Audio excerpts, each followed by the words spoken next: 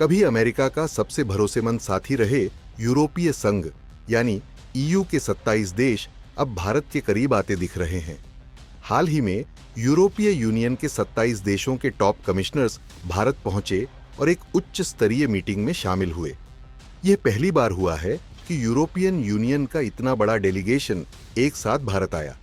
यह सिर्फ एक सामान्य मुलाकात नहीं थी, बल्कि यह यूरोप और भारत के बीच संभावित फ्री ट्रेड एग्रीमेंट FTA की नींव रखने के लिए थी।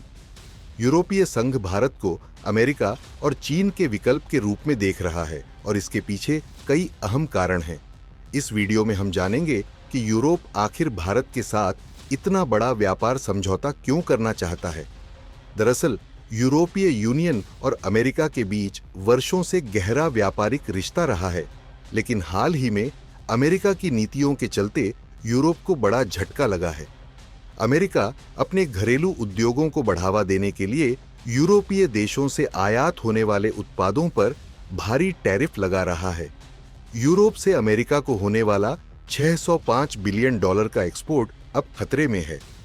यूरोप को उम्मीद थी कि अमेरिका उसे पूरी तरह से सपोर्ट करेगा, लेकिन अमेरिका ने हाल ही में रूस से गुप्त वार्ता कर यूरोप को झटका दिया।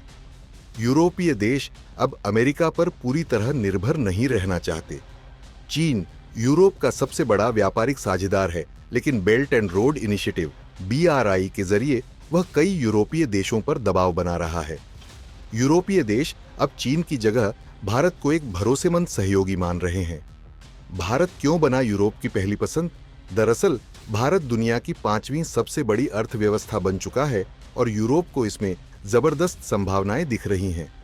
2023 में भारत और यूरोपियन यूनियन के बीच 12 करोड़ 24 लाख करोड़ का व्यापार हुआ था, जो चीन से अधिक था। भारत तेजी से semiconductor, artificial intelligence, clean energy और साइबर सिक्योरिटी में निवेश बढ़ा रहा है। यूरोप चाहता है कि वह चीन के बजाय भारत के साथ मिलकर इन क्षेत्रों में काम करे। भारत अब सिर्फ एक क्षेत्रीय ताकत नहीं, बल्कि एक ग्लोबल बैलेंसिंग पावर बन चुका है।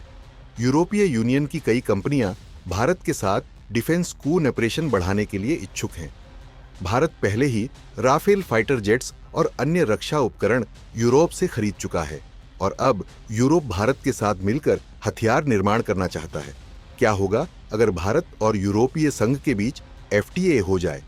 दरअसल इससे भारत को फायदे मिलेंगे, जैसे मेक इन इंडिया को बूस्ट, यूरोप से नई टेक्नोलॉजी और निवेश। भारतीय सामानों को बिना टैक्स के यूरोप में एंट्री मिलेगी।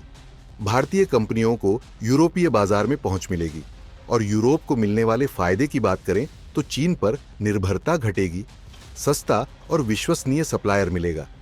इंडो पैसिफिक क्षेत्र में भारत के जरिए रणनीतिक पहुंच बनेगी। अब सवाल है कि क्या अमेरिका भारत और यूरोप के बीच बढ़ते रिश्तों से खुश होगा? बिल्कुल नहीं। अगर भारत और यूरोपीय संघ के बीच FTA हो जाता है तो अमेरिकी बाजार पर यूरोप की निर्भरता कम हो जाएगी। अमेरिका नहीं चाहेगा कि भारत और यूरोप मिलकर वैश्विक व्यापार का नया केंद्र बन जाए। यही वजह है कि अमेरिका भारत पर टैरिफ बढ़ाने और अन्य दबाव बनाने की कोशिश कर सकता है।